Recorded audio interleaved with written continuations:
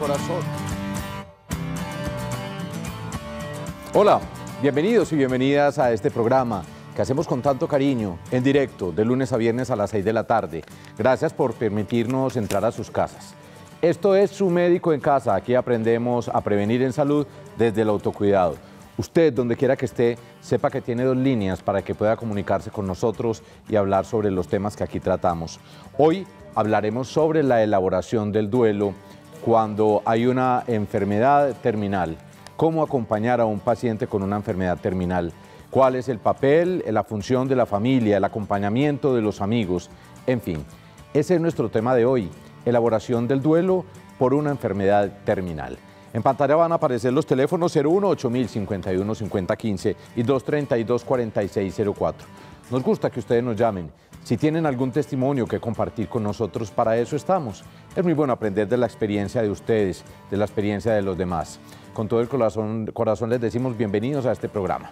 Y también le decimos bienvenida a la doctora Paola Orrego Castaño. Ella es psicóloga especialista en clínica de salud mental. Doctora, bienvenida. Hola Héctor, muchas gracias por invitarme. Hemos hablado en Su Médico en Casa de elaboración del duelo por desapego, es decir, por la terminación de una relación afectiva, de la elaboración del duelo por la muerte de un ser querido, y hoy hablaremos de la preparación para la llegada de la muerte, cuando hay una enfermedad terminal, ¿verdad? Así es. ¿Es muy diferente a las 2 anteriores o tiene etapas diferentes?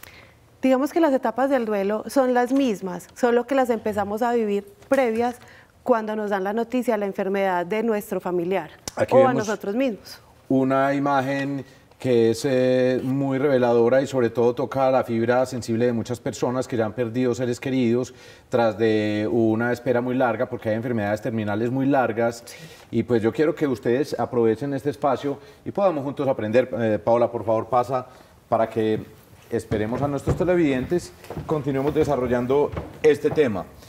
Hablábamos en programas anteriores de la elaboración del duelo cuando una persona tiene que despedirse de un ser querido o ni siquiera alcanza a despedirse por una muerte inesperada.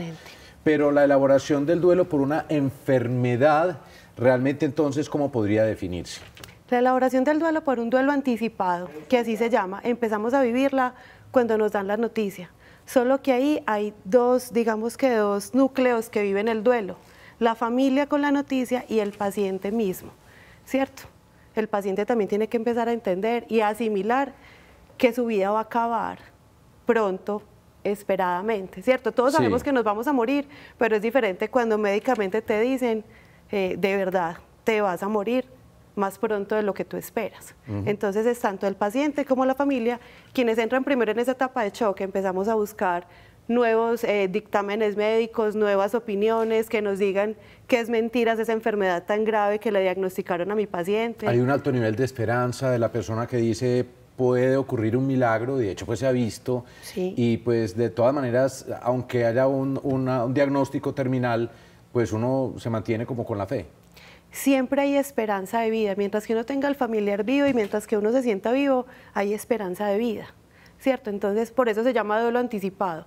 Porque hay enfermedades que dan con el tratamiento, específicamente como cuando es con cáncer, el tratamiento da la quimioterapia, la radioterapia, da esa oportunidad como de crear esperanza, de poder construir con lo que hay.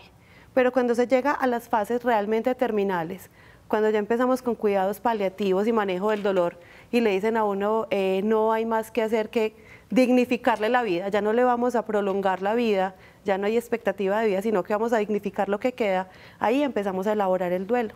Bueno, hay etapas y yo supongo que una de ellas es cuando uno dice, bueno, está sufriendo, está muy deteriorada su salud, está muy acabado, entonces, Dios mío, ojalá que descanse rápido. ¿Esa es una de las etapas del duelo, cuando hay una enfermedad terminal? ¿O dónde podríamos ubicarla? Es un momento esperado, porque cuando hay enfermedad terminal, lastimosamente las familias tienen muy poco acompañamiento.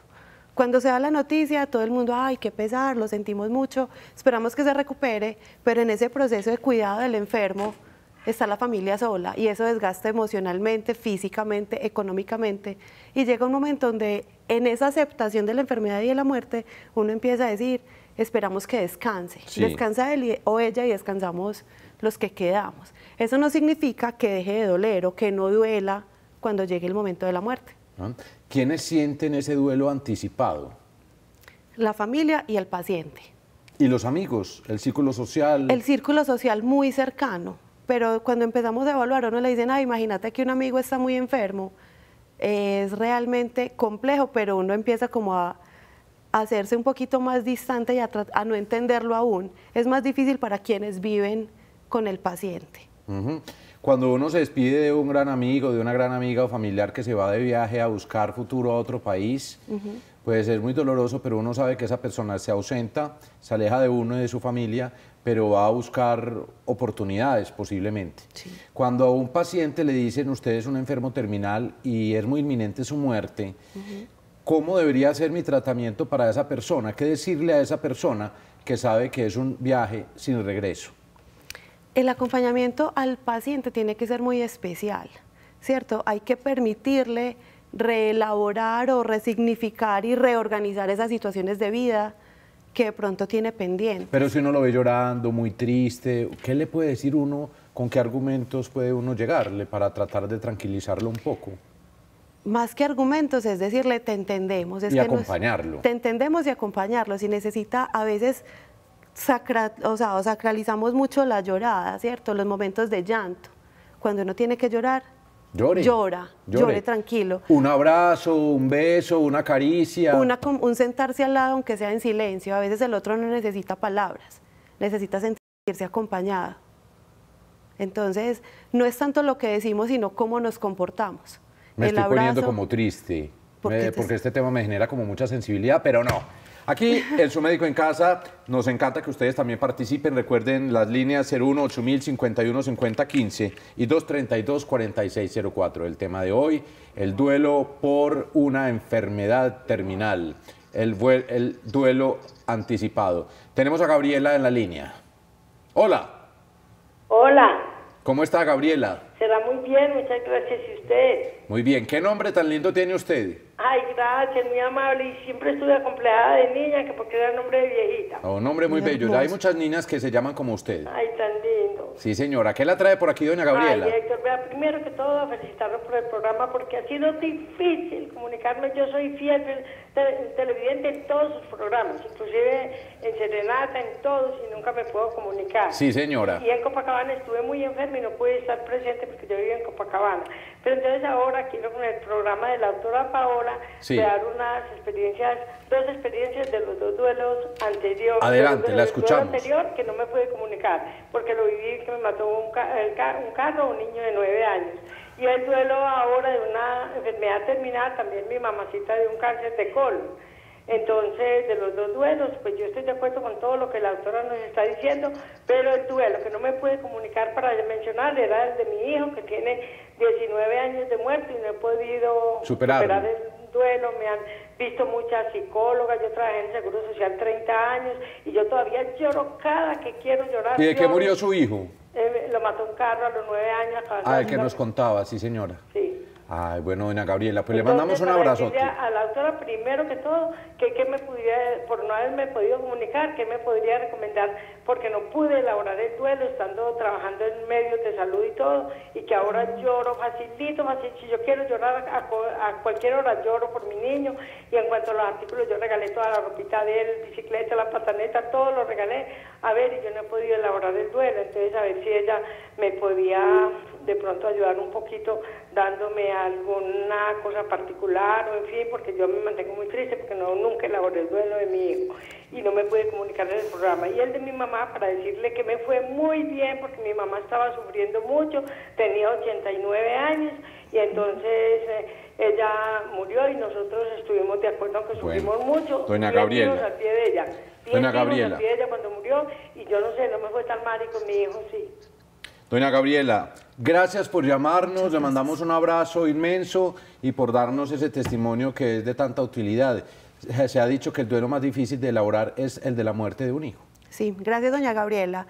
Es difícil y sobre todo cuando son niños porque uno tiene expectativa de vida con ellos. Yo me sueño con que sea un futuro profesional, un futuro médico, realizados, abogado, felices. Realizados, con que nos den nietos, con que nos acompañen, porque la ley de la vida dice que primero se mueren los padres y después se mueren los hijos, y es un asunto difícil de aceptar, muy complejo. Entonces ese asunto de la aceptación es entender que no puedo transformar esa realidad, que no la puedo cambiar. Si necesita llorar, pues uno debe llorar, era lo que estábamos hablando, pero no quedarse a vivir en el recuerdo, en el si fuera, y si hubiera, y si pudiera, porque ya no es, ya no fue, ya no se pudo. ¿Cierto? Es empezar a entender y aceptar esos momentos. Muy bien, ayuda muchísimo la oración. El camino espiritual ayuda bastante, ¿cierto? Hay que fortalecerse desde ahí. Desde lo espiritual. Desde lo espiritual, desde donde cada ser humano decida creer. Paola, ¿cierto? Qué bueno que estés aquí con nosotros en Su Médico en Casa, qué bueno que ustedes estén en sus casas con nosotros. Y pues después de mensajes vamos a continuar hablando sobre este tema tan interesante. Si usted quiere contarnos su testimonio, para sentir nuestra compañía y nuestro abrazo, para eso estamos aquí. Ya volvemos.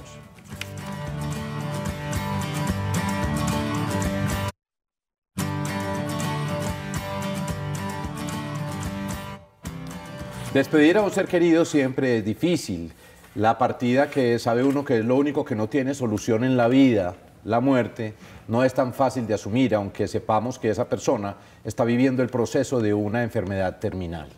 Ya hemos hablado de cómo debe ser ese acompañamiento, el silencio pero la compañía, las palabras que de pronto ayudan, que acarician el alma, pero también dentro de la realidad, sin prometer o decir cosas que no se pueden hacer realidad.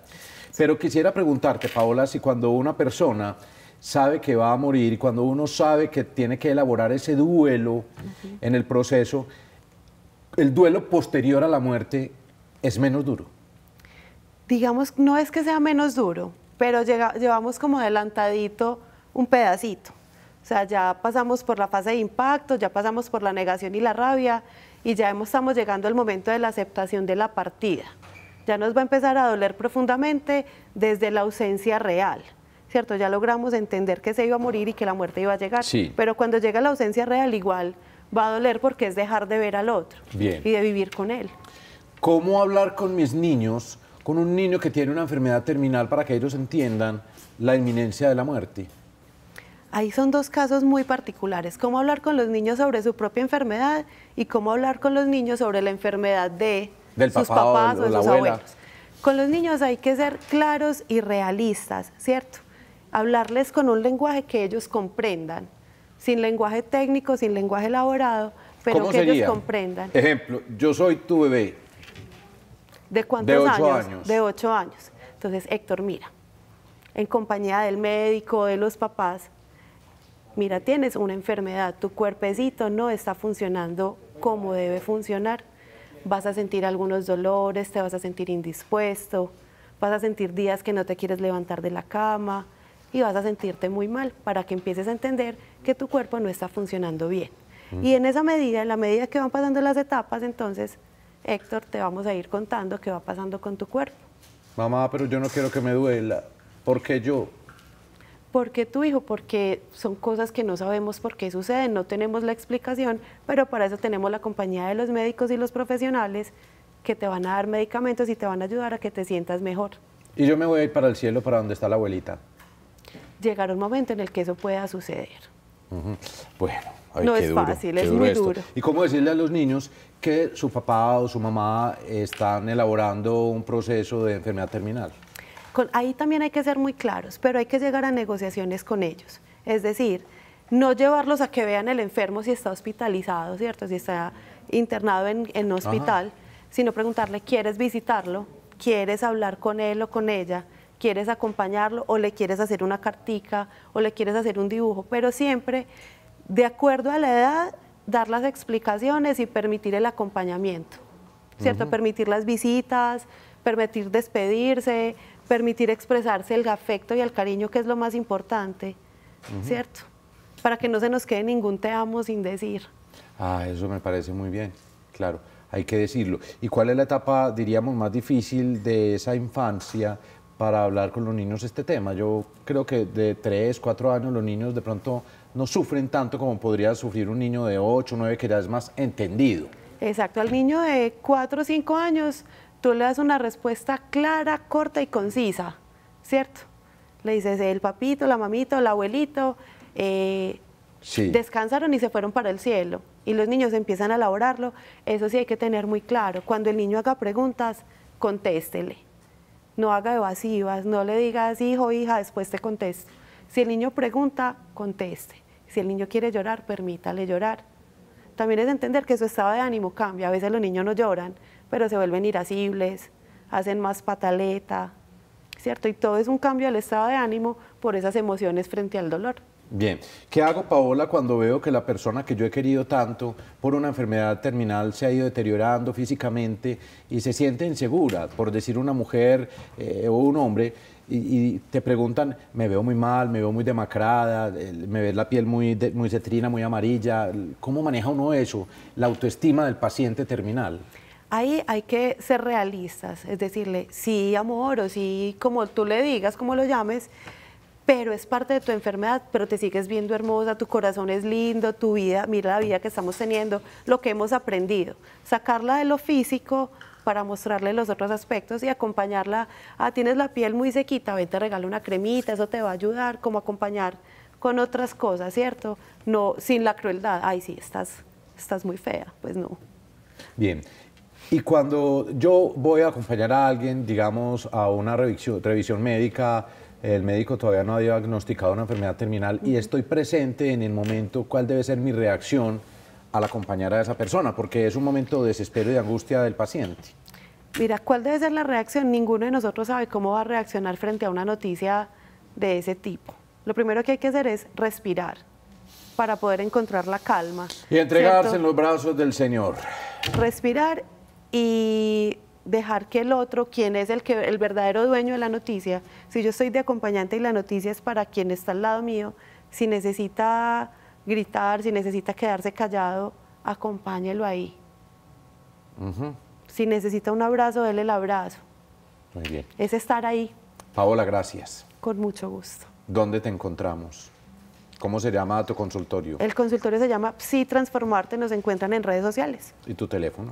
300-603-2955. Me encantaría poder ir allá cuando te necesite porque tienes mucha paz al hablar, mucho conocimiento y experiencia. Y a ustedes, amigos, los voy a dejar con una frase de San Francisco de Asís, que habló siempre de la paz, pero también habló de la muerte. Y él decía, a la muerte hay que quererla y hay que esperarla con los brazos abiertos. Hermana muerte, te he de saludar algún día. Y a ustedes los saludamos el próximo lunes. Feliz fin de semana, los queremos mucho. Feliz noche y sigan con Teleantioquia, TV en grande.